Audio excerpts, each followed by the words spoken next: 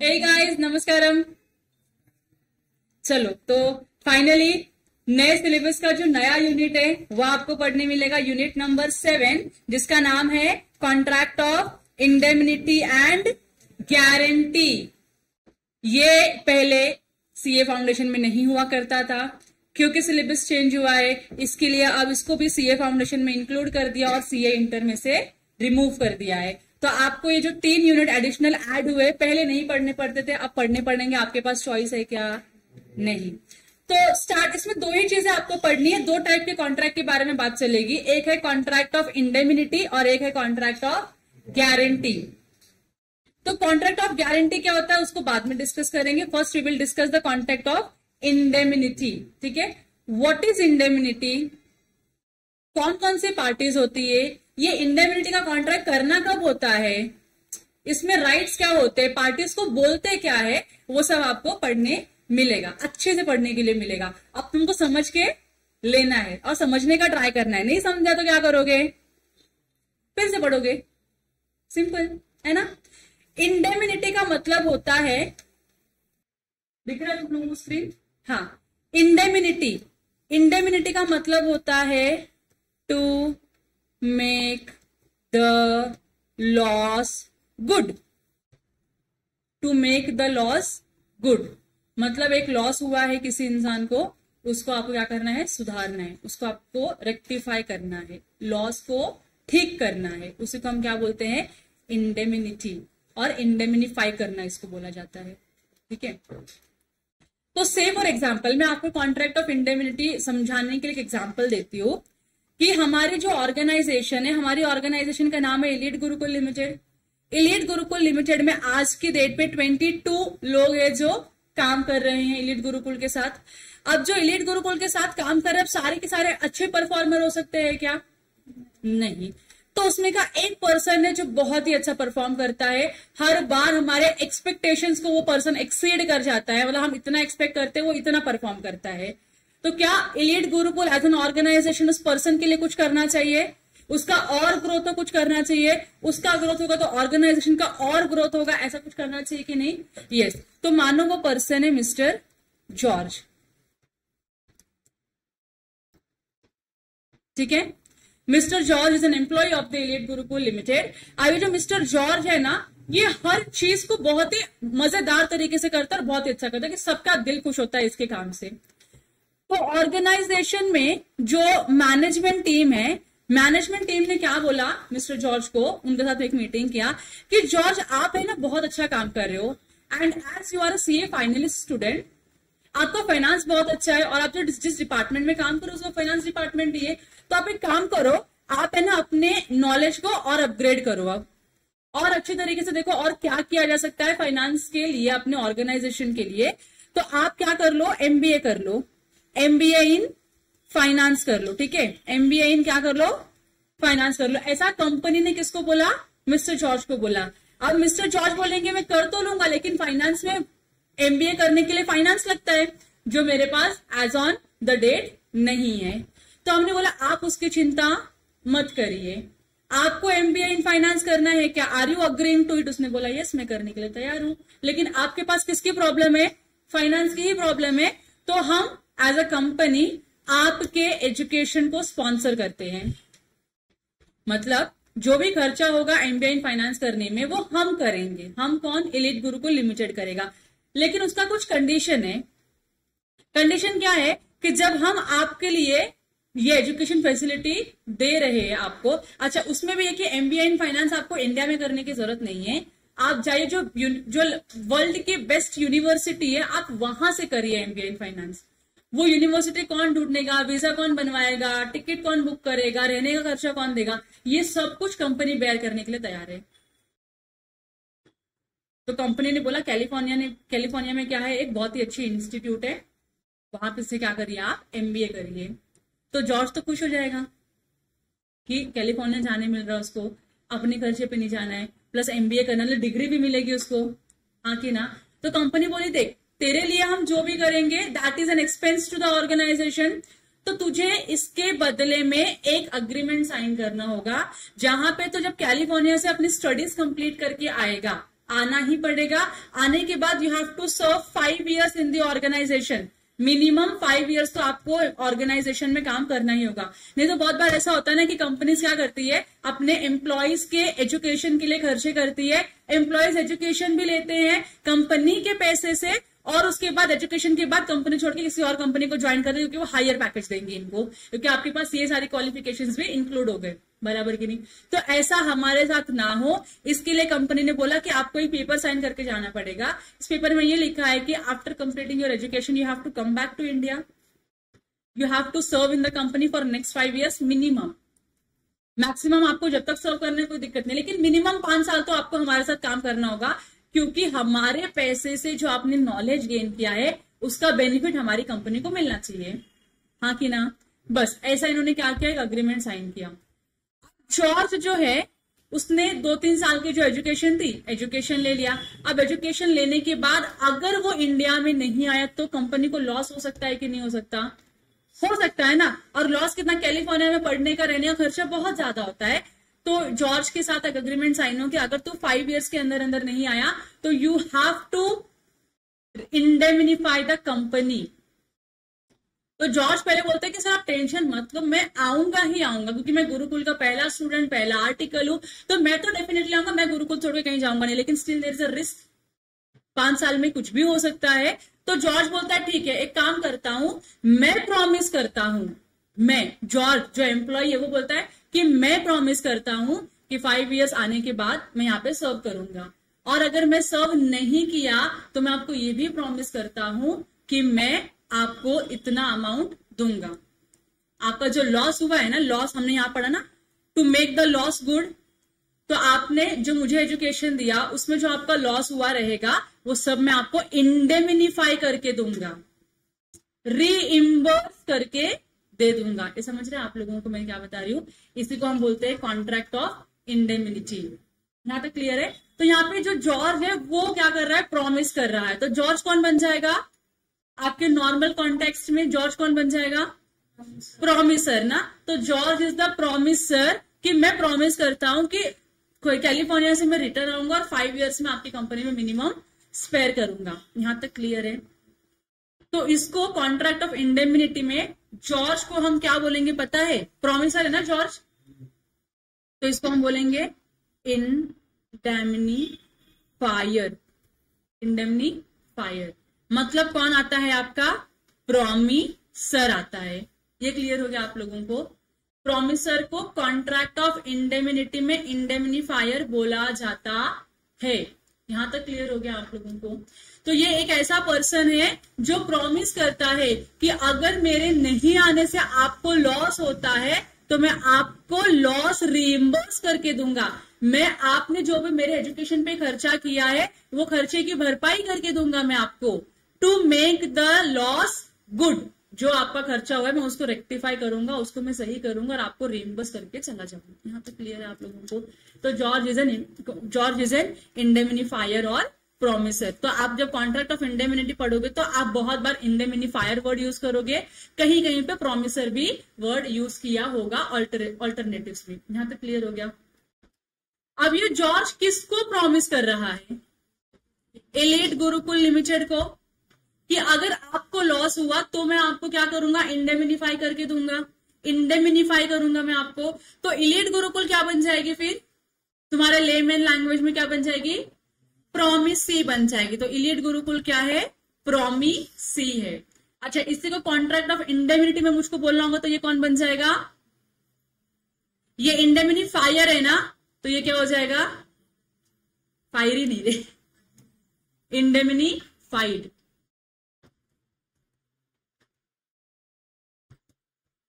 कि आप इसका लॉस गुड करवा दो तो इंडेमिनिफाइड, या फिर आप इसको बोल सकते हो, एकदम सिंपल लैंग्वेज है, इंडेमिनिटी होल्डर। ये आप लोगों के लिए एकदम सिंपल है।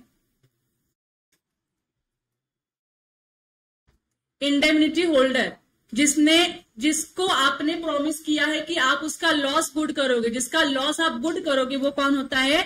इंडेमिनिटी होल्डर और इंडेमिनिफाइड। समझ रहा है? और कौन होता है? प्रॉमिसी। टर्म्स क्लियर हो गया आप लोगों को? सिंपल है यहां तक। बस यही आपका क्या है, कॉन्ट्रैक्ट ऑफ इंडेमनिटी। दो पार्टीज होती है, एक पार्टी प्रॉमिस करती है कि मेरी गलती की वजह से या मेरे नॉन परफॉर्मेंस की वजह से अगर आपको कुछ नुकसान होता है तो मैं प्रॉमिस करता हूं कि मैं आपको वो इंडेमनिफाई करके दूंगा। क्या करके दूंगा? इंडेमनिफाई करके दूंगा। तो स्पेलिंग कैसे लिखोगे इसकी? प्रॉमिसर प्रॉमिस करता है क्या करने के लिए? इंडेमनिफाई। इंडेमनिफाई करने के लिए क्या करता है? प्रॉमिस करता है। समझ में आ गया आप लोगों को? तीन टर्म क्लियर है, तीन टर्म क्लियर है। कॉन्ट्रैक्ट ऑफ इंडेमनिटी के लिए तीन टर्म क्लियर है। पहला क्या है? इंडेमनिफायर। दूसरा क्या है? इंडेमनिफाइड और इंडेमनिटी होल्डर। और तीसरा क्या है?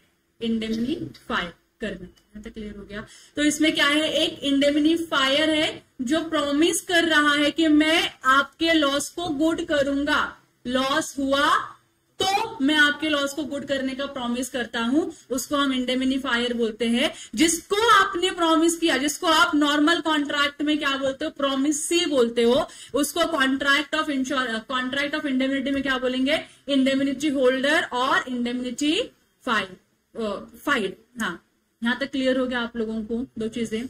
आप जो भी लॉस रीइंबर्स करने की बात करते हो, उस लॉस का जो लीगल लैंग्वेज है वो क्या है? इंडेमनिफाई करना। तो जॉर्ज विल इंडेमनिफाई द कंपनी।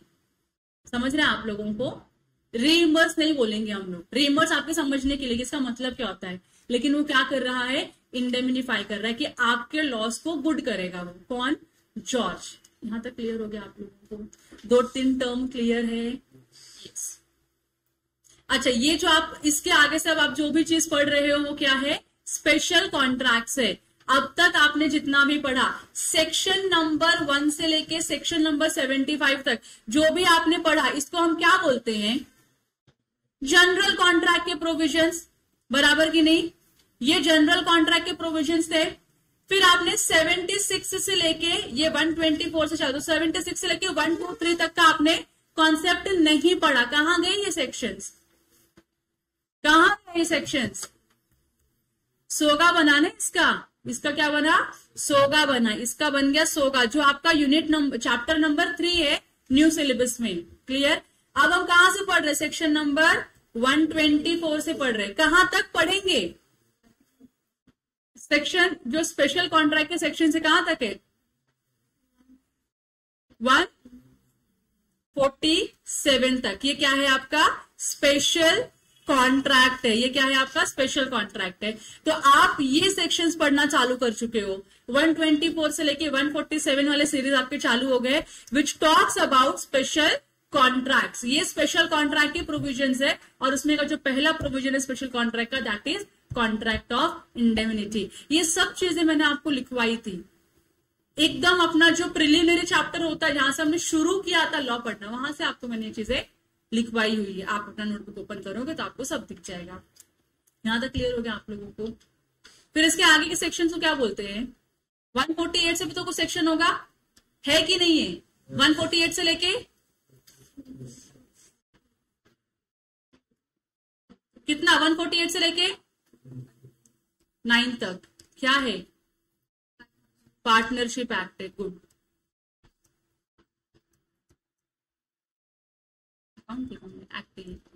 यहां तक क्लियर हो गया आप लोगों को? गुड। तो कॉन्ट्रैक्ट ऑफ इंडेमनिटी का बेसिक सा थियोरी क्लियर हो गया आप लोगों को? बेसिक सा थियोरी, पूरा नहीं पढ़ा है, बेसिक सा पढ़ा है समझने के लिए कि क्यों होता है ये। तो आपके ऊपर किसी ने खर्चा किया है और आप उसका नाजायज फायदा ना उठा लो कि यहाँ पे इसका खर्चा करते हैं, आगे किसी और का बेनिफिट करवा देंगे या अपना बेनिफिट कर लेंगे। वैसा ना हो इसके लिए आप क्या करते हो? प्रॉमिस करते हो कि मैं प्रॉमिस करता हूं कि आपका मैं लॉस नहीं होने दूंगा, और अगर लॉस हो गया तो आपकी आपके लॉस की भरपाई मैं करके दूंगा। ये आप प्रॉमिस करते हो, तो हम बोलेंगे कि आपने क्या किया? कॉन्ट्रैक्ट ऑफ इंडेमनिटी में एंटर किया है। यहां तक क्लियर हो गया? अब इसमें आपको पढ़ना क्या क्या है? कॉन्ट्रैक्ट ऑफ इंडेमनिटी क्या होता है? कॉन्ट्रैक्ट ऑफ गारंटी क्या होता है? अब गारंटी का जब आप कॉन्ट्रैक्ट पढ़ोगे तो उसमें श्योरिटी एंड ऑल सारी चीजें आती है। आपको मैं बेसिक सा कॉन्ट्रैक्ट ऑफ गारंटी क्या होता है वो भी बता देती हूं। से फॉर एग्जाम्पल ये ये श्रावणी है, ये कौन है अपनी, ये श्रावणी है। ये ना सीए बनने के बाद, जैसे अमन गुप्ता है जो बोर्ड का फाउंडर है, जो बिजनेस कर रहा है, तो इसको भी आइडिया है कि मैं भी बिजनेस करूंगी, बिजनेस में बहुत पैसा है, प्रैक्टिस में पैसा कम है। तो श्रावणी ने बोला मैं बिजनेस करूंगी, लेकिन श्रावणी के पास बिजनेस करने के लिए क्या नहीं है, पैसे नहीं है। तो श्रावणी क्या करेगी, पैसे मांगेगी किसी न किसी से। अब जिससे भी पैसे मांगे सब ना ही बोल रहा है उसको कि श्रावणी को हम पैसे क्यों दे, हम क्यों दे पैसे श्रावणी को, क्या गारंटी है कि श्रावणी पैसे रिटर्न करेगी लेने के बाद, बराबर की नहीं। तो श्रावणी बहुत दर दर भटकती है, उसको पैसे नहीं मिलते, तो अपने एक पर्टिकुलर फ्रेंड के पास जाती है और जाती है सुप्रिया के पास। सुप्रिया के पास जाती है और सुप्रिया को बोलती है सुप्रिया यार मेरे को बिजनेस चालू करने का है, मेरे को ज्यादा नहीं सिर्फ 1 लाख रुपए की जरूरत है, if you have can you give it to me. मैं प्रॉमिस करती हूँ कि जब मेरे पास आएगा 1 लाख रुपए मैं तेरे पैसे विद इंटरेस्ट को रिटर्न कर दूंगी। सुप्रिया बोलती है काश मेरे पास 1 लाख रुपए होते Shravani, I am so sorry मैं तेरी हेल्प नहीं कर पाऊंगी, बराबर की नहीं। उसके पास भी क्योंकि नहीं है। तो उसने बोला लेकिन तू टेंशन मत ले, तुझे बिजनेस करना है ना, पहले आइडिया मेरे को बता, बिजनेस का आइडिया क्या है, फिर मैं देखती हूँ कि किससे बात करनी है कि पैसे मिल सकते हैं तुझको।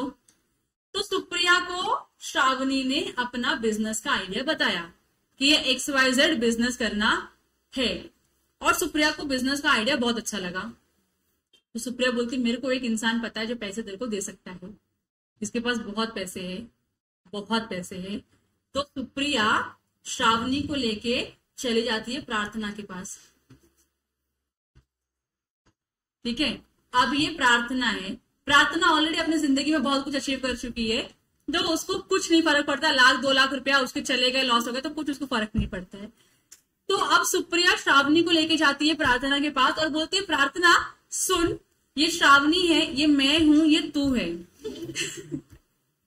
श्रावणी को बिजनेस करने का है लेकिन उसके पास पैसे नहीं है, वो चाहती थी कि मैं उसको पैसे दूं, लेकिन वो भी किसी गलत इंसान के पास आई कि उसके पास भी, मेरे पास भी पैसे नहीं है, तो हम दोनों मिलके तेरे पास आए हैं। If you have money, if you have 1 lakh rupees, can you give it to Shravani.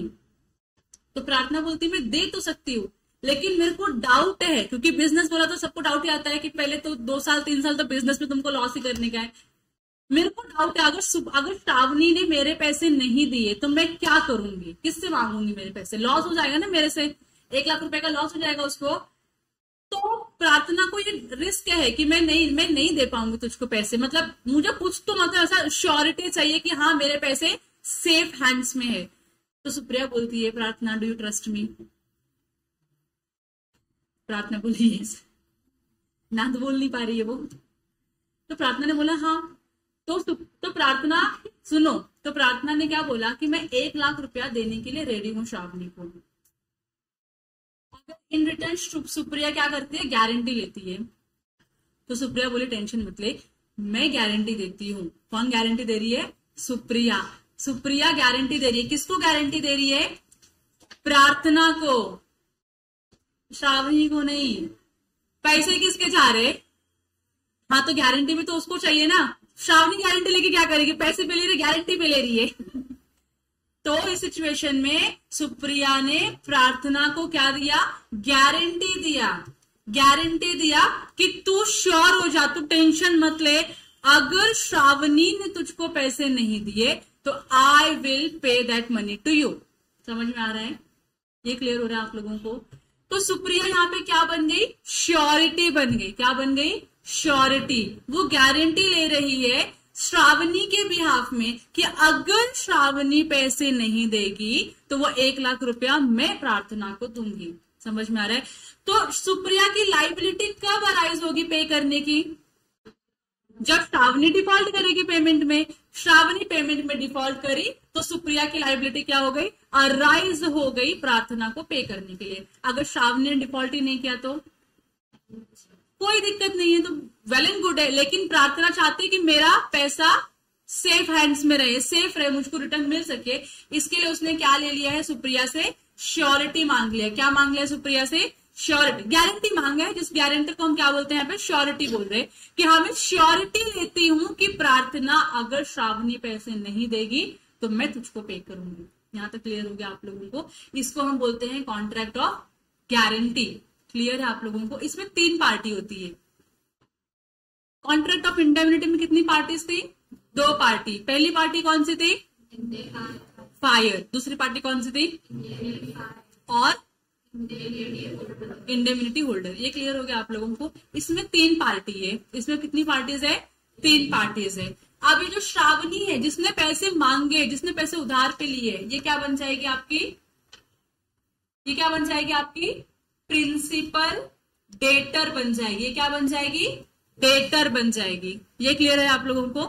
तो श्रावणी जो पैसे मांग रही है वो है प्रिंसिपल डेटर। प्रार्थना जो पैसे दे रही है ये कौन बन जाएगी? फिर ये डेटर है तो ये कौन बनेगी? क्रेडिटर है। समझ में आ रहा है? तो ये क्रेडिटर को इस पर्सन से पैसे लेने हैं। अगर ये पर्सन डिफॉल्ट करता है तो क्रेडिटर किससे पैसे मांगेगा? श्योरिटी से मांगेगा पैसे। समझ में आ रहा है आप लोगों को? किससे मांगेगा पैसे? श्योरिटी से पैसे मांगेगी। श्योरिटी देख, डेटर ने तो कर दिया डिफॉल्ट, अब तेरी लाइबिलिटी हो गई है अराइज मुझको पैसे देने की। यहां तक क्लियर हो गया आप लोगों को। तो कॉन्ट्रैक्ट ऑफ गारंटी में 3 पार्टी होती है। एक प्रिंसिपल डेटर, एक क्रेडिटर और एक श्योरिटी होती है। और यहाँ पे 3 कॉन्ट्रैक्ट बनते हैं। कितने कॉन्ट्रैक्ट बनते हैं? 3 contract. Can you give me the combination की कौन से 3 कॉन्ट्रैक्ट बनते होंगे? गेस करके बताओ सर। गेस करके 3 कॉन्ट्रैक्ट कौन से बनेंगे? तुम लोग परम्यूटेशन एंड कॉम्बिनेशन लगाना तुमको।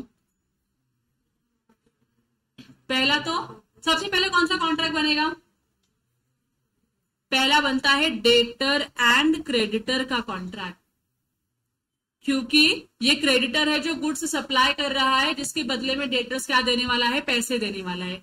तो पहले तो इन दोनों के बीच में एक कॉन्ट्रैक्ट बनेगा। पहला कॉन्ट्रैक्ट किनके बीच में बनने वाला है? डेटर्स एंड क्रेडिटर्स के बीच में, जहां पे डेटर क्रेडिटर को पैसे देगा, बराबर की नहीं, और क्रेडिटर पैसे रिसीव करेगा, बराबर की नहीं। यहां तक क्लियर है? अगर डेटर ने पैसे नहीं दिया तो क्रेडिटर किसके पास जाएगा पैसे मांगने? श्योरिटी के पास। तो दूसरा कॉन्ट्रैक्ट किसका बनेगा? श्योरिटी एंड क्रेडिटर का। क्यों? क्योंकि तूने गारंटी ली थी ना कि अगर श्रावणी पैसे नहीं देगी तो उसके ब्याह में कौन देगा पैसा? सुप्रिया। तो इन दोनों के बीच में भी तो कॉन्ट्रैक्ट होना चाहिए ना। तो दूसरा कॉन्ट्रैक्ट बनता है श्योरिटी एंड क्रेडिटर के बीच में। तो अगर इसने डिफॉल्ट किया, डेटर ने डिफॉल्ट किया पे करने के लिए, तो क्रेडिटर किसके पास जाएगा?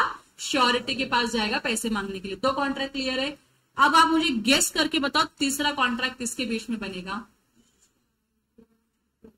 श्योरिटी एंड डेटर्स के बीच में। अमेजिंग, बड़े मजेदार लोग हो तुम लोग, सब आता है तुमको। अब बताओ डेटर्स एंड श्योरिटी के बीच में कैसे बनेगा कॉन्ट्रैक्ट? क्योंकि अगर डेटर ने डिफॉल्ट किया पे करने के लिए, तो श्योरिटी ने क्या किया? क्रेडिटर को पे किया। एक्चुअल लाइबिलिटी किसकी थी पे करने की? डेटर्स की। तो श्योरिटी क्या करेगा? पहले तो पे कर देगा उसकी लाइबिलिटी, और फिर अपना पैसा वसूल किससे करेगा? डेटर से वसूल करेगा। समझ में आ रहा है आप लोगों को? तो ऐसे यहाँ पे 3 कॉन्ट्रैक्ट, तो ट्राई पार्टी अग्रीमेंट बोलते हैं इसको। 3 पार्टीज के बीच में 3 अग्रीमेंट बन रहे हैं। ये क्लियर हो गया आप लोगों को? तो ये है छोटा सा कॉन्ट्रैक्ट ऑफ गारंटी का ब्रीफिंग। यहां तक क्लियर है? अब देखो, अब आपको थोड़ा थोड़ा समझ में आएगा। तो आप पहले पढ़ोगे कॉन्ट्रैक्ट ऑफ इंडेमनिटी पढ़ोगे, फिर क्या पढ़ोगे? Contract of guarantee. गारंटी समझ में आ गया क्या होता है? फिर उसके बाद क्या पढ़ोगे? नेचर ऑफ श्योरिटीज लाइबिलिटी, किसकी लाइबिलिटी का नेचर क्या है। और उसके बाद क्या पढ़ोगे? कंटिन्यूइंग गारंटी करके क्या होता है, कॉन्सेप्ट है कंटिन्यूइंग गारंटी, वो क्या होता है वो पढ़ोगे। और फिर उसके बाद पढ़ोगे डिस्चार्ज ऑफ श्योरिटी, कि श्योरिटी कब डिस्चार्ज होगा। तो अगर डेटर ने पे कर दिया क्रेडिटर को, तो श्योरिटी डिस्चार्ज हो गया ना अपनी लाइबिलिटी से, उसको पे करने की जरूरत है क्या? नहीं। तो वो आपको अलग अलग सिनेरियोस पढ़ने मिलेंगे। और फिर उसके बाद श्योरिटी के पास क्या क्या राइट है, क्योंकि अल्टीमेटली जो रिस्क है वो श्योरिटी के सर के ऊपर है, तो श्योरिटी के पास राइट भी तो होना चाहिए कुछ ना कुछ। तो उसके पास क्या क्या राइट्स है वो भी आपको पढ़ने मिलेगा पूरे यूनिट नंबर 7 में। इतना ही कॉन्सेप्ट पढ़ना है आपको। कुल मिला के मेरे ख्याल से कितना हो गया? 7 या 8 कॉन्सेप्ट और इतना ही पढ़ना है आप लोगों को। इंडेमनिटी क्या होता है, गारंटी क्या होता है। इंडेमनिटी छोटा सा कॉन्सेप्ट है, गारंटी बड़ा कॉन्सेप्ट है, और गारंटी में अलग अलग सिचुएशंस, अलग अलग सिनेरियोस कवर किए गए हैं जो आपको डिटेल में पढ़ना है। यहां तक क्लियर हो गया आप लोगों को? गुड, आगे बढ़े, चलो।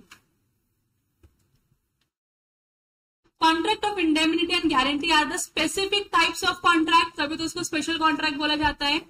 प्रोवाइडेड अंडर सेक्शन 140, 124 टू 147, यहां तक क्लियर है?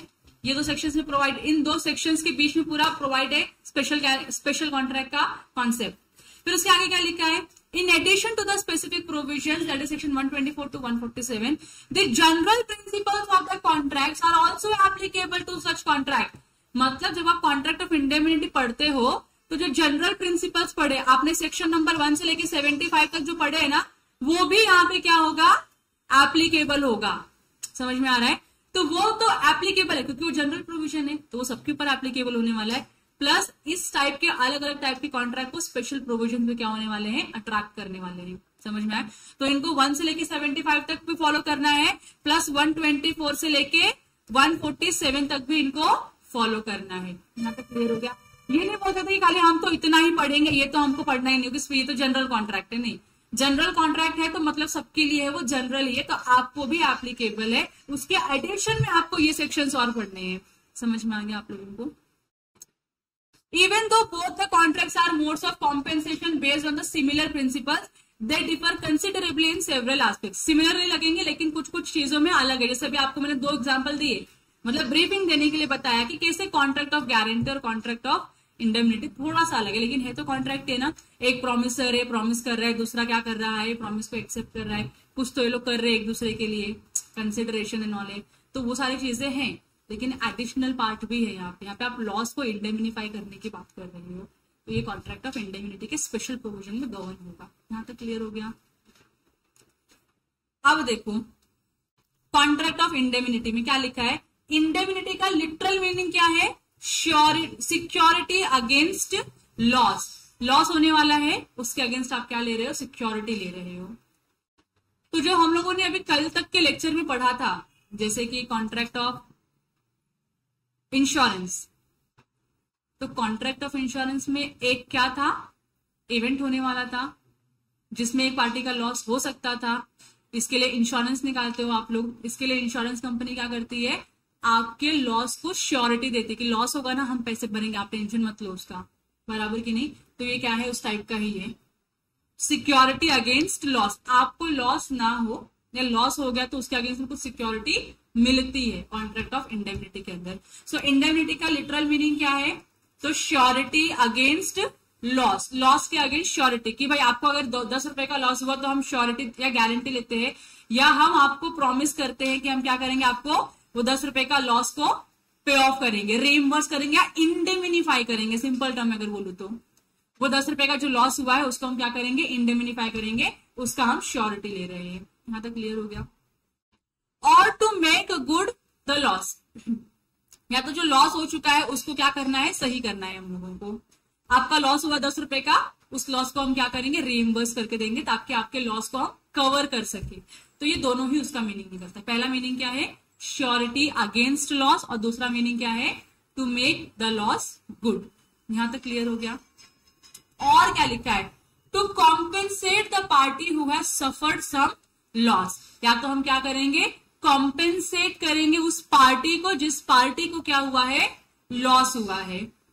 तो अगर जॉर्ज 5 अपना एमबीए कवर करने के एमबीए कंप्लीट करने के बाद एलियट गुरुकुल में नहीं आता है ज्वाइन करने के लिए, या एलियट गुरुकुल छोड़ देता है, तो लॉस हो गया ना पूरा उसका एमबीए करने का जो खर्चा है सारा हमारा लॉस हो गया कि नहीं। तो क्या हम जॉर्ज से वो खर्चा रिकवर कर सकते हैं? Answer is yes. तो जॉर्ज को क्या करना पड़ेगा, हमको कॉम्पेंसेट करना पड़ेगा। जितना भी एक्सपेंस हमने उसके एजुकेशन पे, स्टे पे, ट्रैवलिंग पे इनकर किया था, तो सब उसको रीइंबर्स करके देना पड़ेगा। That means he has to indemnify the loss. समझ में आ रहा है आप लोगों को? गुड।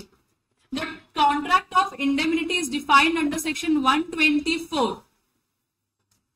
इंडेमनिटी का कॉन्ट्रैक्ट क्या होता है, सेक्शन नंबर 2 में नहीं डिफाइन किया है। सेक्शन नंबर 2 में जनरल प्रोविजंस डिफाइन किए, जनरल वर्ड्स डिफाइन किए, ये स्पेशल टर्म है। तो इसको कहां पे डिफाइन किया, सेक्शन नंबर 124 में। जैसे हमने कोवर्जन पढ़ा, तो कोवर्जन कहां डिफाइंड था, सेक्शन नंबर 15 में, अंडर इन्फ्लुएंस 16 में, फ्रॉड 17 में। ये सारे जो बड़े बड़े टर्म है जिनको सच में डिटेल एक्सप्लेनेशन की जरूरत है, उनको कहां डिफाइन करते हैं, उनके रिस्पेक्टिव सेक्शंस में डिफाइन करते हैं। तो कॉन्ट्रैक्ट ऑफ इंडेमनिटी को भी सेक्शन नंबर 2 में नहीं डिफाइन किया है, it has been defined under section 124। यहां तक क्लियर हो गया। Of the Indian contract act, it is a contract, देखो ये कॉन्ट्रैक्ट है by which one party promises to save the other. एक पार्टी प्रॉमिस करती है कि हम आपको सेव करेंगे। किससे सेव कर रहे हो, शेर और चीता से नहीं, किससे सेव कर रहे हो आप उसको, लॉस से। समझ रहे हैं आप लोगों को।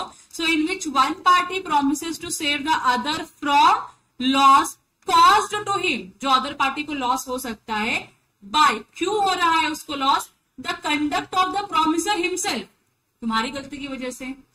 एक तो ये हो गया कि तुम्हारी गलती की वजह से अगर सामने वाले पर्सन को लॉस हो रहा है, प्रोमिसर की गलती की वजह से अगर प्रोमिसरी को लॉस हो रहा है, तो प्रोमिसर की रिस्पॉन्सिबिलिटी उस लॉस को क्या करके दे, इंडेमिनिफाई करके दे, बराबर की नहीं। और by the conduct of any other person, या किसी और पर्सन ने भी आपका नुकसान किया है या लॉस किया है, तो मैं प्रॉमिस करता हूं कि मैं आपके उस लॉस को इंडेमिनिफाई करके दूंगा। तो यहाँ पे दो चीजें कवर होती है। प्रॉमिसर बोलता है अगर मेरी गलती की वजह से या मेरे कंडक्ट की वजह से आपको लॉस हुआ, तो मैं उसके लिए इंडेमिनिफाई करूंगा आपको। उसके अलावा अगर किसी और पर्सन ने भी आपको लॉस पहुंचाया है या किसी और पर्सन की वजह से आपको लॉस हुआ है, तो उस लॉस को भी मैं इंडेमिनिफाई करने के लिए तैयार हूं। समझ में आ रहा है आप लोगों को। तो इसको हम क्या बोलते हैं, कॉन्ट्रैक्ट ऑफ इंडेमनिटी। यहां तक क्लियर हो गया आप लोगों को, धीरे धीरे समझना है आपको। अब इसके आगे एक एग्जाम्पल दिया हुआ है। एग्जाम्पल में क्या लिखा है, मिस्टर एक्स है वो कॉन्ट्रैक्ट करता है गवर्नमेंट के साथ। Mister X contract with the government to return India, कि मैं इंडिया में रिटर्न आऊंगा after completing his studies which were funded by the government. Government ने क्या किया था, किसी मिस्टर एक्स के लिए कुछ स्टडी एक्सपेंस किया था। उसको बोला कि तू जा, बाहर जा, पढ़ाई कर और फिर रिटर्न आ at the University of Cambridge and to serve the government for a period of 5 years। उसके बाद तुझको क्या करना है, उसके बाद क्या करना है तुझको, स्टडीज कंप्लीट करके आएगा, 5 साल तक गवर्नमेंट के साथ काम करना पड़ेगा, बराबर की नहीं।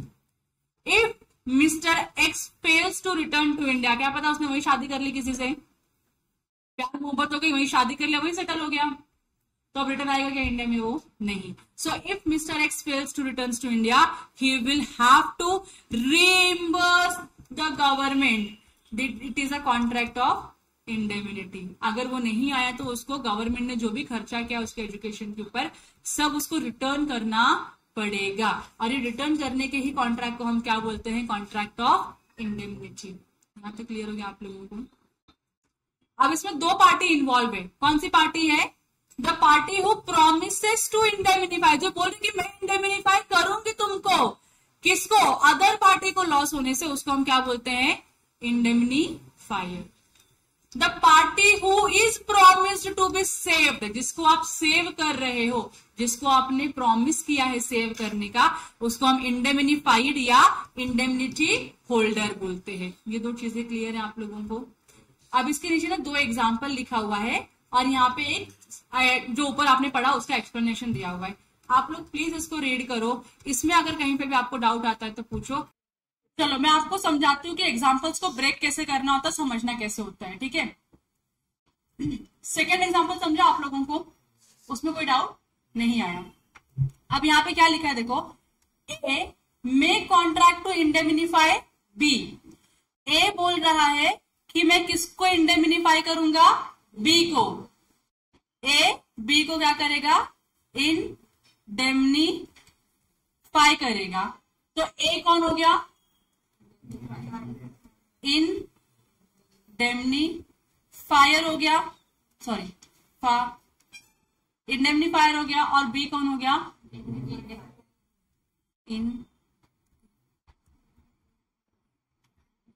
यहां तक क्लियर है, दिख रहा है आप लोगों को। हाँ, ए में contract to indemnify B against the consequences of any proceedings which C may take against B. जो C क्या करेगा, B के अगेंस्ट में लेगा। अब यहाँ पे क्या बोल रहे हैं, मोस्ट प्रोबेबली C जो है ना, C शायद से वो B के अगेंस्ट में क्या करेगा, कुछ केस फाइल करेगा। यहाँ पे लिखा है ना एनी प्रोसीडिंग्स, यहाँ पे क्या लिखा है, ए में contract to indemnify B against the consequences of any proceedings. मतलब जो भी इस प्रोसीडिंग का जो भी कॉन्सिक्वेंसेज आएगा मैं उससे तुझको क्या करूंगा, इंडेमनिफाई।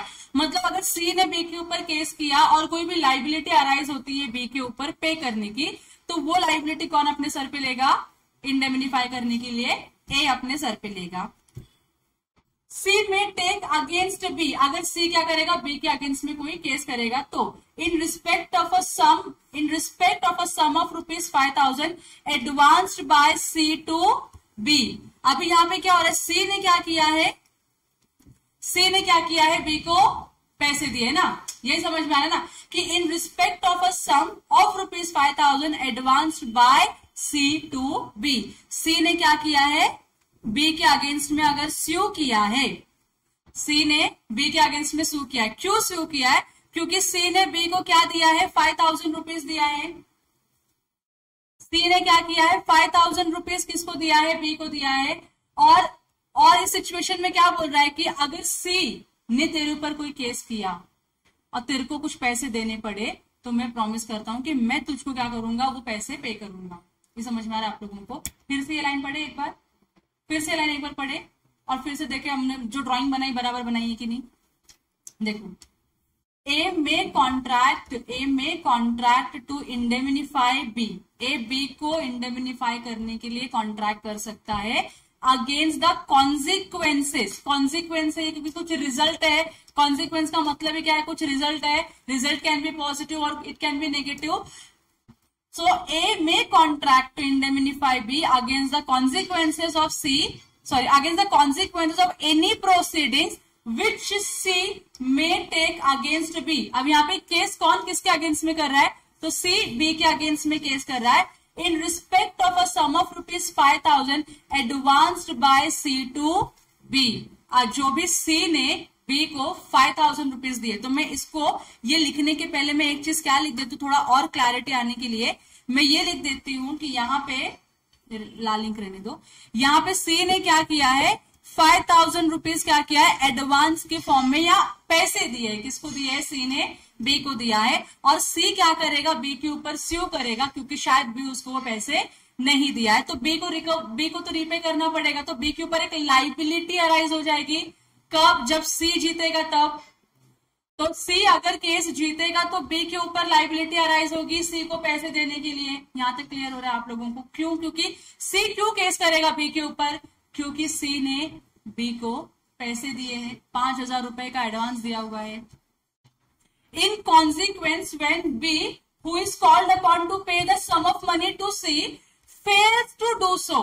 अब यहाँ पे क्या हो रहा है, जब B क्या करेगा, C को पे नहीं कर पाएगा। अगर बी फेल होता है पेमेंट करने के लिए, अब यहाँ पे क्या है, B who is called upon to pay the sum, B is called upon to pay sum का मतलब क्या है कि बी के ऊपर लाइबिलिटी अराइज हो गई है पेमेंट करने की।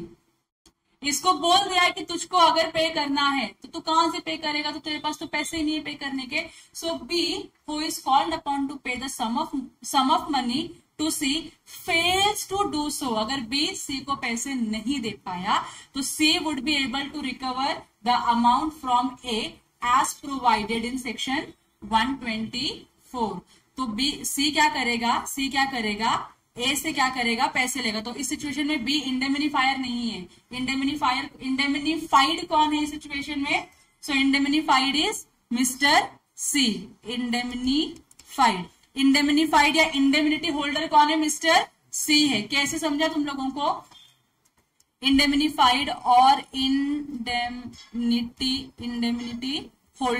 इंडेमनिटी होल्डर इस एग्जांपल में कौन है, सी है। अब तुमको मैं सिंप्लीफाइड लैंग्वेज में बताती हूँ कि एग्जांपल में क्या लिखा है। सी ने कभी तो जिंदगी में बी को पैसे दिए थे और जब पैसे दिए तो वो रिटर्न तो लेगा ही अपने पैसे, एक्सपेक्टेशन तो रखता है पैसे रिटर्न लेने की। बी इसको सी को पैसे नहीं दे पा रहा है, तो सी ने क्या किया, अपने पैसे रिकवर करने के लिए बी के ऊपर स्यू कर दिया, बराबर कि नहीं।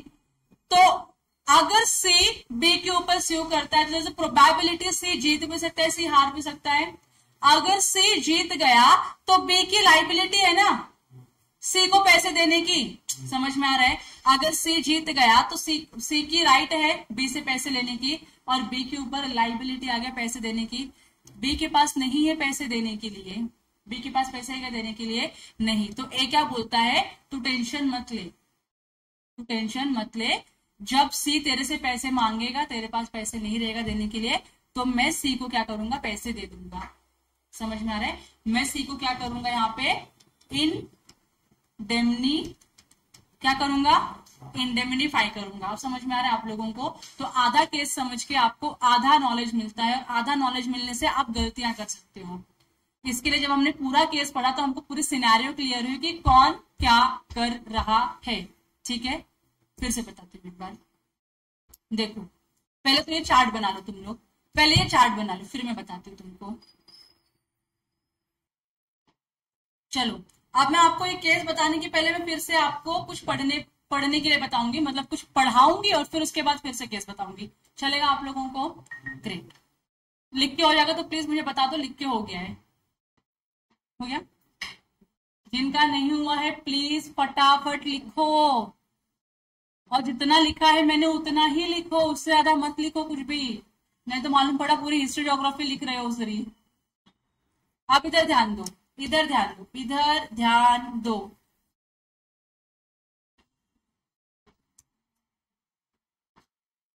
मैं आपको ये पढ़ाऊंगी, फिर मैं आपको हाउ एवर पढ़ाऊंगी, फिर मैं आपको ये एग्जाम्पल पे लेकर आऊंगी। चलेगा? अच्छा, एग्जाम्पल पे लाने के पहले मैं आपको एक और एग्जाम्पल पढ़ाऊंगी, जो उसके नीचे वाला एग्जाम्पल है, जो आपको समझा हुआ। ठीक है, देखो यहाँ पे क्या बोला है, कॉन्ट्रैक्ट ऑफ इंडेमनिटी कहाँ डिफाइन किया है, सेक्शन 124 में डिफाइन किया है। क्या बोलता है वो, a contract by which one party promises to save another, एक पार्टी प्रॉमिस कर रही है दूसरे पार्टी को सेव करने के लिए। मतलब एक पार्टी है जो डूब रही है, दूसरी पार्टी है जो क्या कर रही है, सेव कर रही है। किससे सेव कर रही है उसको, लॉस से सेव कर रही है। यहां तक तो क्लियर है आप लोगों को कि दो लोग होंगे, एक पार्टी बोलेगा कि तेरे को लॉस हुआ तो मैं तेरे को क्या करेगा, लॉस से सेव करेगा, ये समझ में आ रहा है। और दूसरी पार्टी वो है जिसको लॉस से सेव किया जा रहा है। यहां तक क्लियर है आप लोगों को? अब ये लॉस होने का रीजन क्या है, आपको वो चेक करना है। क्या ये लॉस होने का रीजन प्रोमिसर खुद है, इंडेमनिफायर खुद है ये लॉस होने का रीजन? तो वो क्या इंडेमनिफाई करेगा अदर पार्टी को? यस करेगा, लिखा है ना, loss caused to him by the conduct of the promisor himself. Promisor के कंडक्ट के वजह से क्या हो गया, सामने वाले पर्सन को लॉस हो गया। मतलब प्रोमिसर के एक्टिविटी की वजह से, प्रोमिसर के कुछ करने की वजह से प्रोमिसी को लॉस हो गया। समझ में आ रहा है आप लोगों को?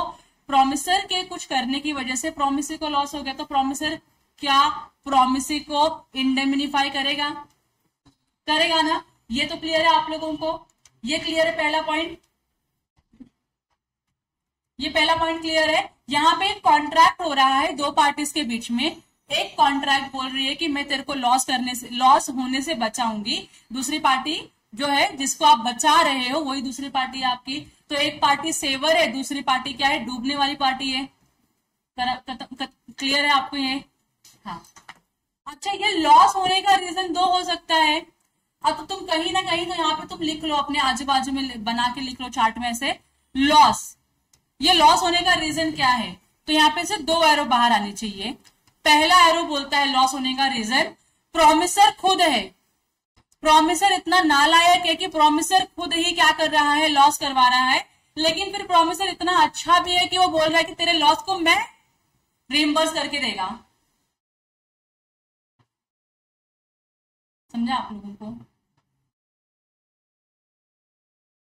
समझा आप लोगों को? तो पहला लॉस होने का रीजन कौन हो सकता है? प्रोमिसर खुद हो सकता है कि प्रोमिसर की वजह से प्रोमिसी को लॉस हुआ। प्रोमिसर की वजह से प्रोमिसी को लॉस हुआ, तो प्रोमिसर को क्या करना पड़ेगा? इंडेमनिफाई तो करना ही पड़ेगा। बराबर की नहीं। तो यहाँ पे प्रोमिसर क्या बन जाता है फिर आपका, इंडेमिनिफायर बन जाता है, और जो प्रोमिसी है जिसको लॉस हुआ है वो क्या बन जाती है आपकी, इंडेमिनिफाइड और इंडेमिनिटी होल्डर बन जाती है। बराबर की नहीं। एक सिचुएशन क्लियर है, एक इक्वेशन क्लियर हो गया आप लोगों को।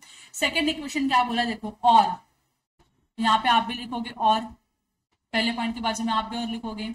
अब और क्या आगे क्या लिखा है देखो, bye the conduct of any other person, किसी और पर्सन के कंडक्ट की वजह से अगर आपको लॉस हुआ तो मैं आपको इंडेमिनिफाई करेगा। तो यहाँ पे लिखो, सेकंड नंबर पे लिखो एनी, ऐसे नहीं लिखो, एनी मत लिखो, start with conduct, conduct of any other person, किसी और पर्सन के कंडक्ट की वजह से अगर प्रोमिसी को लॉस हो रहा है तो मैं प्रोमिसी को इंडेमिनिफाई करेगा। समझ में आ रहा है आप लोगों को प्रोमिसर क्या बोल रहा है? प्रोमिसर बोल रहा है देखो कॉन्ट्रैक्ट होगा तो एक प्रोमिसर होगा, एक प्रोमिसी होगा। अब प्रोमिसर का रोल क्लियर है,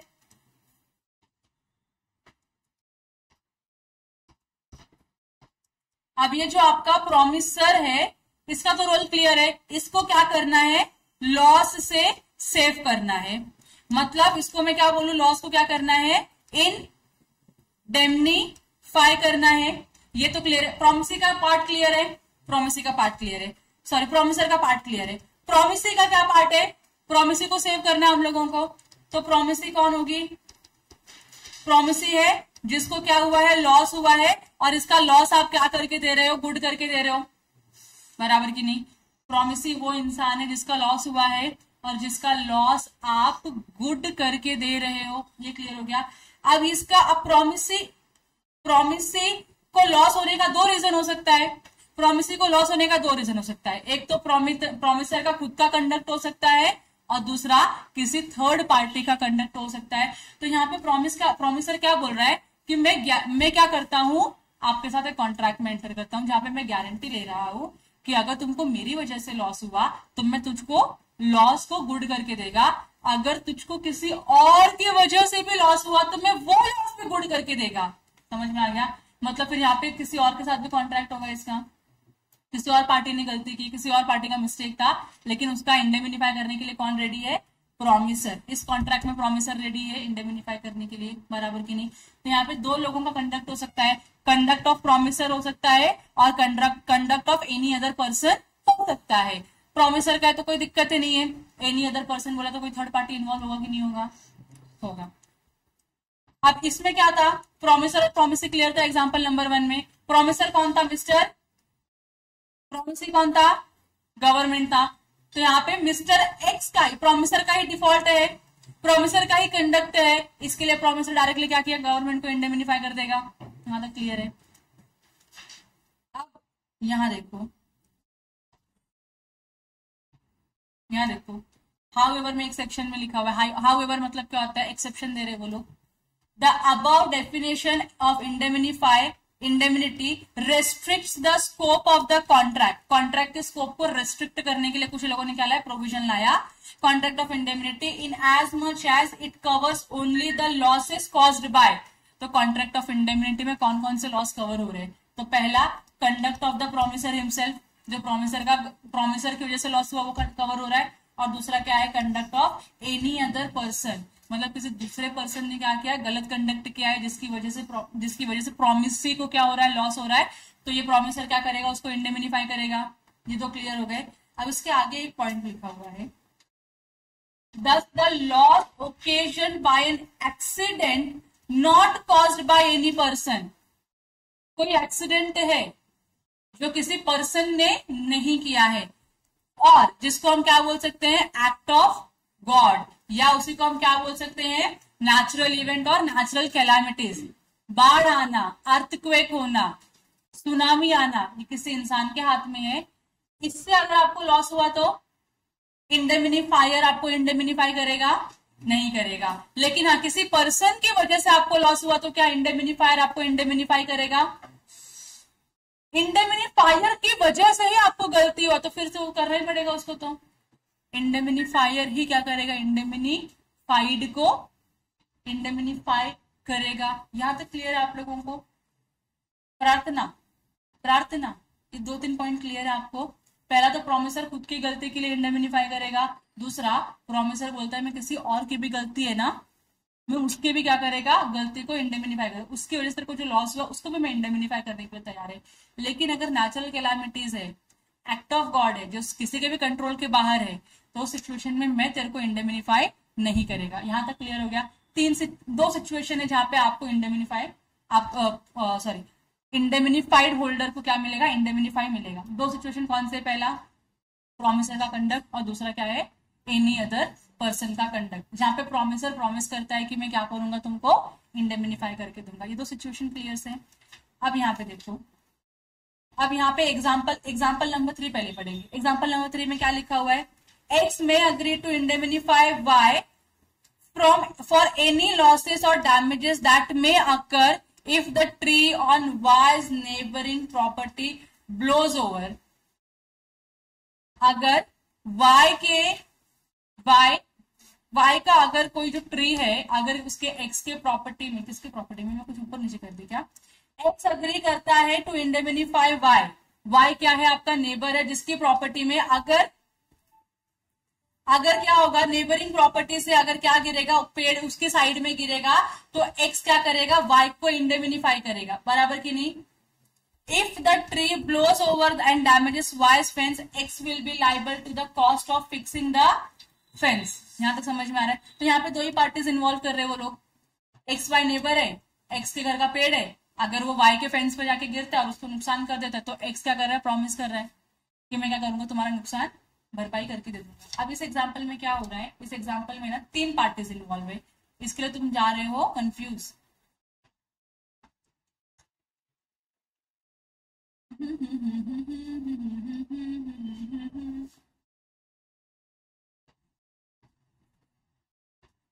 नहीं, मैं बताती हूँ इसमें क्या हो रहा है।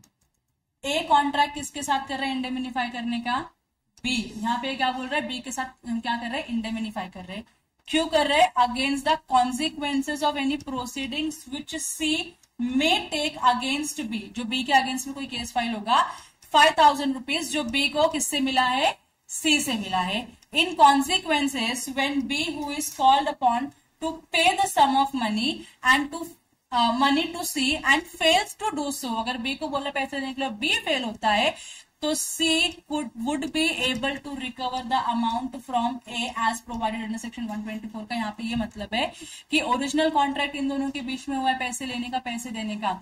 लेकिन प्रॉब्लम क्या हो रहा है, यहाँ पे बी जो है, अगर कोर्ट में केस फाइल होता है और बी अगर हार जाता है, बी के पास पैसे नहीं है देने के लिए, तो बी के बिहाफ में कौन पैसे देने के लिए तैयार है, ए।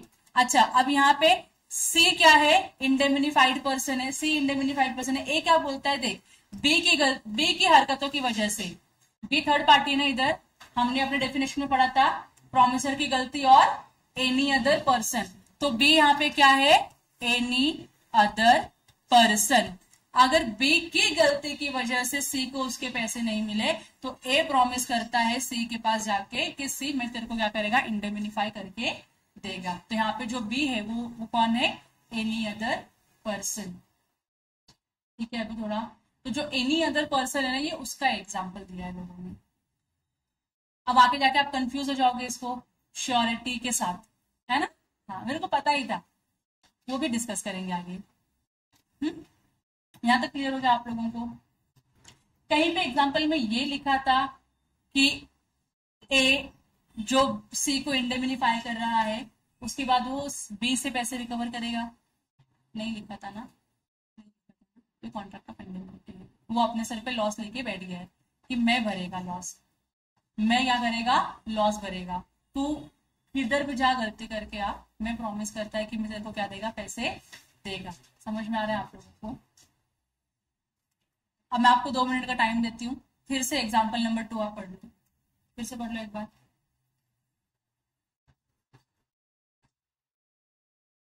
पढ़ा? ठीक है, तो आप लोग जब एग्जाम्पल पढ़ रहे हो तो आपको पर्सपेक्टिव लेना है, बी क्या है, एनी अदर पर्सन है, कि इसका लॉस ये इंडेमनिफाई कर रहा है। कौन इंडेमनिफाई कर रहा है, ए इंडेमनिफाई कर रहा है बी का लॉस। ठीक है, यहां तक क्लियर हो गया आप लोगों को? अब इसके आगे एक केस है, मैंने आपको ये वाला पॉइंट पढ़ा दिया कि अगर किसी पर्सन का लॉस होगा तो इंडेमिनिफायर क्या करेगा, इंडेमिनिफाई करेगा। लेकिन नेचुरल कैलामिटी होगी या एक्ट ऑफ गॉड होगा तो क्या इंडेमिनिफायर इंडेमिनिफाई करेगा, नहीं करेगा। तो यहाँ पे एक केस हुआ था, केस देखो किसका है, गजानन मोरेश्वर वर्सेस मोरेश्वर मदन। समझ में आ रहा है, बताओ इसमें प्लेंटिफ कौन होगा, गजानन मोरेश्वर, डिपेंडेंट कौन होगा, मोरेश्वर। यहां तक क्लियर है। देखो in this case decision is taken on the basis of English law। English law थोड़ा सा अलग बताता है, तो ये लोगों ने क्या किया है, इंग्लिश लॉ के बेसिस पे डिसीजन लिया है। As per English law, English law क्या बोलता है, indemnity means promise to save another harmless from the loss. मतलब किसी को आप प्रॉमिस करते हो लॉस से सेव करना, मतलब जो अपना लॉ बोल रहा है वही बोल रहा है। Here it covers every loss, यहाँ पे क्या कर रहा है वो, हर लॉस कवर कर रहा है, whether due to negligence of the promisee और बाय द नेचुरल कैलामिटी और बाय एक्सीडेंट। मतलब इधर हम लोगों ने क्या किया, हिंदी लॉ में क्या, इंडियन लॉ में क्या लिखा है, अपने इंडियन लॉ में लिखा है कि हम एक्सीडेंट्स को, नेचुरल इवेंट्स को, नेचुरल कैलामिटीज को, एक्ट ऑफ द गॉड को कवर नहीं कर रहे ना। लेकिन इंग्लिश लॉ में ये सबको कवर किया जा रहा है। सारे कॉन्सेप्ट रिमेन सेम, खाली आपको क्या इसमें ध्यान देना है कि जो वहां पे एक्सक्लूजन था, क्या एक्सक्लूजन था, एक्सीडेंट और नेचुरल इवेंट और नेचुरल कैलामिटी और एक्ट ऑफ गॉड। इसका अगर आपको कुछ लॉस हुआ तो इंडेमिनिफायर आपको लॉस कवर करके नहीं देगा। लेकिन इंग्लिश लॉ बोलता है नहीं, इंग्लिश लॉ के हिसाब से, इंग्लिश लॉ के लॉस के हिसाब से आपको इन तीनों का भी कॉम्पेंसेशन मिलेगा। मतलब इन तीनों इवेंट के लिए भी आप क्या कर सकते हो, अपने आप को इंडेमिनिफाई करवा सकते हो। यहां तक क्लियर हो गया आप लोगों को। ये डिसीजन किसके केस में हुआ था, गजानन मोरेश्वर वर्सेस मोरेश्वर मदन के केस में हुआ था। चलो आगे बढ़ू।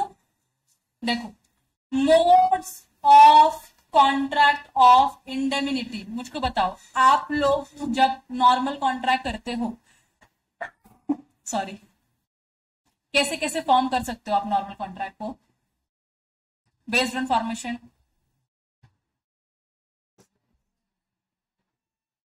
फॉर्मेशन, एक्सप्रेस और इम्प्लाइड, बराबर कि नहीं, जनरली एक्सप्रेस और इम्प्लाइड ही होता है। देखो अ contract of indemnity like any other contract, जैसे बाकी कॉन्ट्रैक्ट है तो उसी की तरह एक्सप्रेस भी हो सकता है और इम्प्लाइड भी हो सकता है।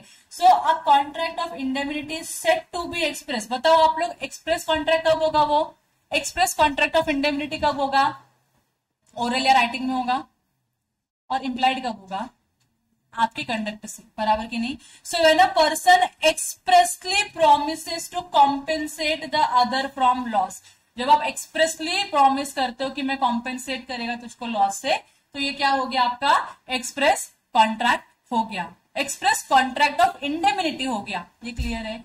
दूसरा क्या बोला है, a contract of indemnity said to be implied कब होगा, when it is to inferred from the conduct of the parties और from the circumstances of the case. Case to case होगा या फिर आपके कंडक्ट के ऊपर से डिपेंड होगा, ये पता चलेगा कि हाँ भाई ये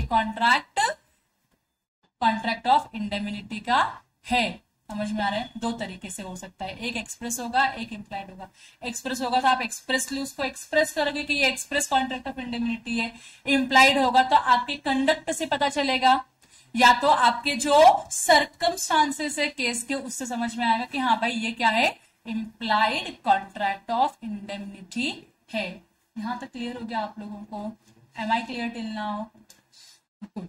अब इसके आगे क्या लिखा है, a contract of indemnity is like any other contract and must fulfil all the essential elements of a valid contract. मतलब आपको क्या करना है, essential elements of a valid contract के जो मैटर्स है वो तो फुलफिल करने ही पड़ेंगे, उसके साथ आपका एडिशन क्या आता है, इंडेमिनिफाई करना, तब जाके ये क्या बन जाता है, कॉन्ट्रैक्ट ऑफ इंडेमिनिटी बन जाता है। अब यहाँ पे एग्जांपल नंबर 4 दिया है, क्या बोलता है, ए बी को बोल रहा है कि तू सी को बीट करा, लिखा है इसमें, A ask B to beat C, बराबर ना। Promising to indemnify him against the consequences. और ए बी को बोल भी क्या रहा है कि अगर कुछ भी कॉन्सिक्वेंस होता है, जो भी केस अराइज होता है इससे, मैं प्रॉमिस करता तेरे को उससे मैं बचाएगा, तेरा भाई बचाएगा, ऐसा प्रॉमिस कर रहे हैं। से फॉर एग्जाम्पल सिद्धू है, सिद्धू और शिव है, तो सिद्धू शिव को जाके बोल रहा है कि शिव तू जा प्रेम को मार। क्यों मार नहीं पता, लेकिन तू जा प्रेम को मार, और प्रेम को मारने के बाद अगर कुछ केस अराइज होता है या जो भी कॉन्सिक्वेंस होते हैं इसके, फाइन लगना या फिर पेनल्टी पनिशमेंट होना, वो सब मैं बेयर कर लेगा, मैं इंडेमिनिफाई करेगा। तो फाइन पेनल्टी लगी तो मैं इंडेमिनिफाई कर देगा तेरे को, बराबर की नहीं। The promise of A can not be enforced. बोलो क्यों? अनलॉफुल है ना, किसी को मरवा क्यों रहे हो तुम?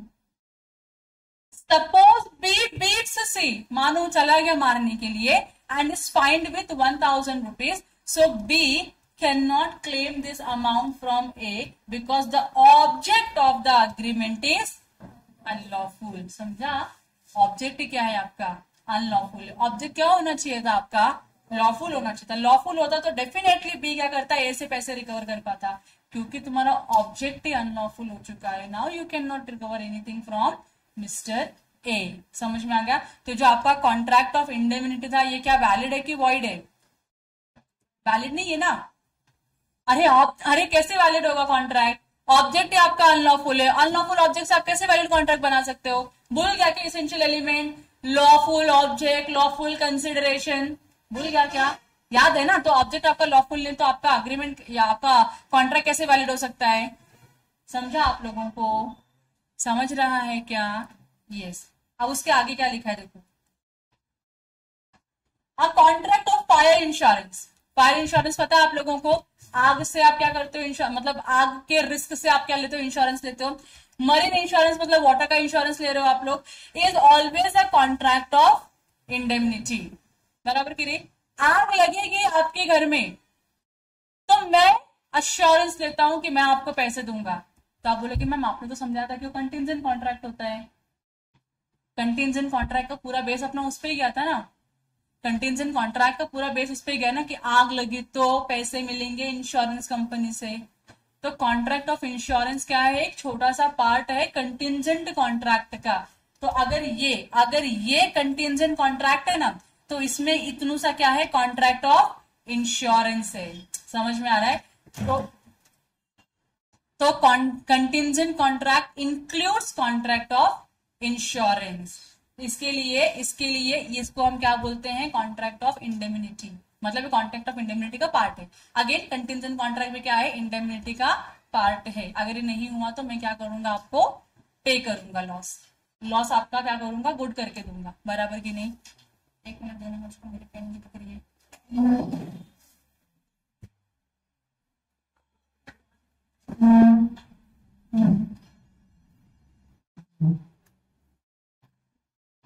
देखो क्या लिखा है? Contract of fire insurance, contract of marine insurance is always a contract of indemnity, and contract of indemnity is a part of contingent contract, but there is no contract of indemnity in case of contract of life insurance. Life insurance को cover नहीं करके रहेगा, क्योंकि आप किसी भी person की value assess नहीं कर सकते हो, इसके लिए लाइफ इंश्योरेंस को एक्सक्लूड करके रखा हुआ है। अब उसके आगे कुछ दिया है राइट्स ऑफ इंडेमनिटी होल्डर और when does the liability commence. अगर हम ये दोनों पढ़ लेंगे तो अपना इंडेमनिटी का जो कॉन्सेप्ट है वो कवर हो जाएगा। Can I do that? Thanks. देखो सेक्शन 125 बोलता है कि इंडेमनिटी होल्डर के राइट्स क्या है? Rights of indemnity holder when sued. अगर किसी ने केस कर दिया तो इंडेमनिटी होल्डर के पास क्या क्या राइट आएगा? बताओ आप लोग। पैसे रिकवर कर सकता है, लॉस हुआ तो लॉस रिकवर कर सकता है, बराबर की नहीं? वैसा ही कुछ लिखा हुआ है देखो। The promisee in a contract of indemnity acting within the scope of his authority is entitled to recover from the indemnifier or promisor. क्या क्या? All the damages which he may be compelled to pay in a suit. Case file हो गया ना, तो जितना भी damages पे करने बोलेगा कोर्ट, उतना आपको डैमेजेस पे करना होगा। तो यहाँ पे आप लिख दो डैमेजेस, शॉर्टकट में लिखो, जल्दी डैमेजेस लिखो। तो आपको पहले डैमेजेस पे करने पड़ेंगे, जल्दी लिखो।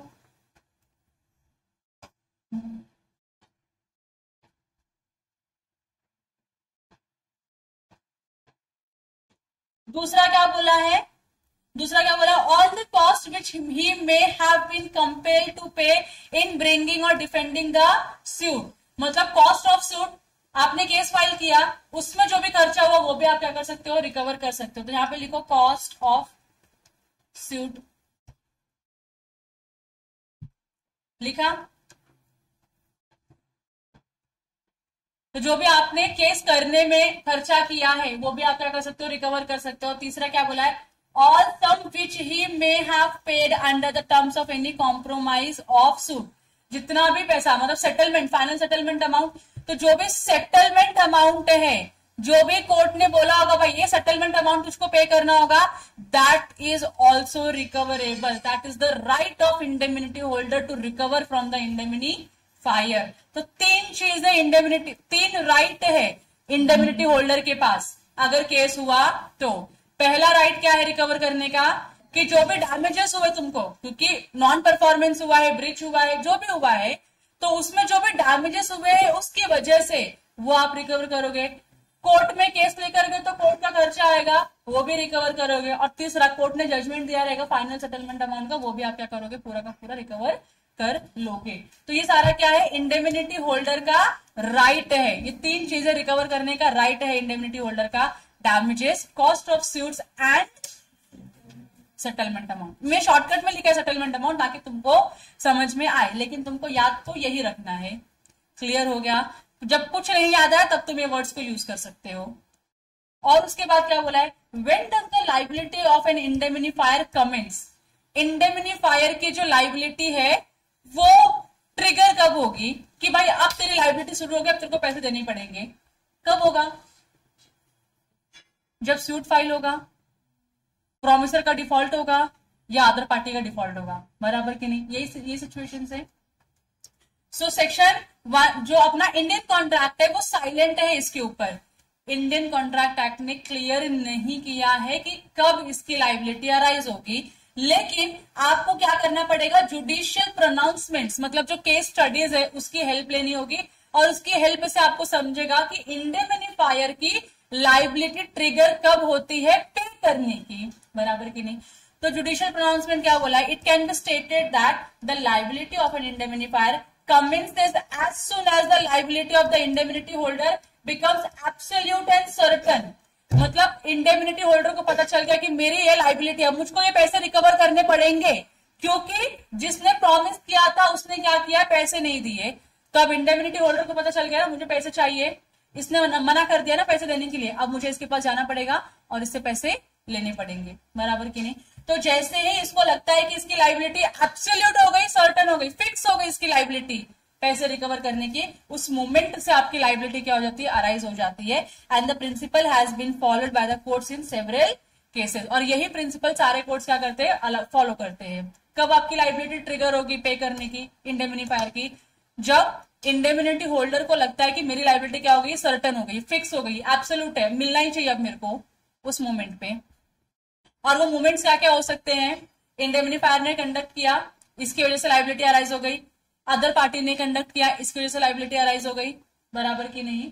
तो और या फिर केस फाइल हो गया, जब इन दोनों में से कुछ भी होता, केस तो फाइल होना ही है, जब केस फाइल होगा तो आपकी लायबिलिटी क्या हो जाती है, फिक्स हो जाती है।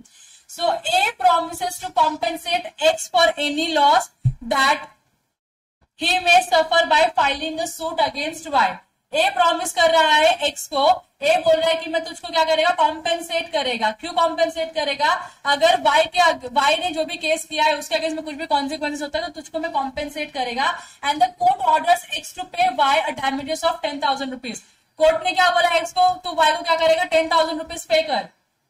अब यहाँ पे जब कोर्ट ने ऑर्डर दे दिया कि वाई तुझको 10,000 रुपए मिलने हैं, तो इस सिचुएशन में वाई का तो लायबिलिटी फिक्स हो गया ना, पैसे रिसीव करने का राइट भी फिक्स हो गया उसका कि 10,000 रुपीज एक्स से तो अब मिलने वाले ही है। अब क्या ए को पैसे देने पड़ेंगे वाई को, क्योंकि इसकी लायबिलिटी फिक्स और सर्टन हो गई ना। So as the loss has become certain, X may claim the amount of loss from A and pass it to Y. तो एक्स क्या करेगा, वाई ए से पैसे लेगा और वाई को दे देगा। ऑन द और दूसरा क्या कर सकता है, ए डायरेक्टली वाई को पे कर सकता है। मतलब क्लियर हो गया आप लोगों को, समझा? कि लाइबिलिटी कब इसकी इनिशिएट होगी, जिस मोमेंट पे लाइबिलिटी फिक्स और एब्सोल्यूट और सर्टेन हो जाएगी उस मोमेंट पे। हाँ तो क्लियर है।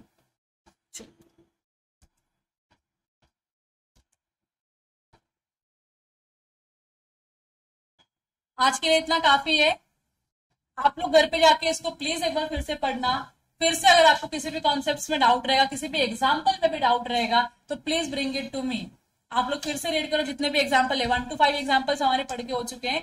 डाउट्स रहेगा तो फिर से आप लोग क्या करो, इसको पढ़ के लेकर आओ, और मैं इसके ऊपर फिर से एक बार चेक करती हूँ, एनालाइज करती हूँ कि इसका एग्जैक्ट मैटर क्या है, और मैं कल आके फिर से आपको इसको एक्सप्लेन करूंगी। ये एग्जाम्पल की रिस्पॉन्सिबिलिटी मैं ले रही हूँ फिर से एक्सप्लेन करने की। बाकी के सारे एग्जाम्पल्स आप पढ़ के आना और उसमें डाउट्स रहेंगे तो पूछ लेना, ठीक है। यहाँ तक क्लियर है। तो कॉन्ट्रैक्ट ऑफ इंडेमिनिटी कंप्लीट। कल से हम क्या पढ़ेंगे, contract of guarantee. Thank you.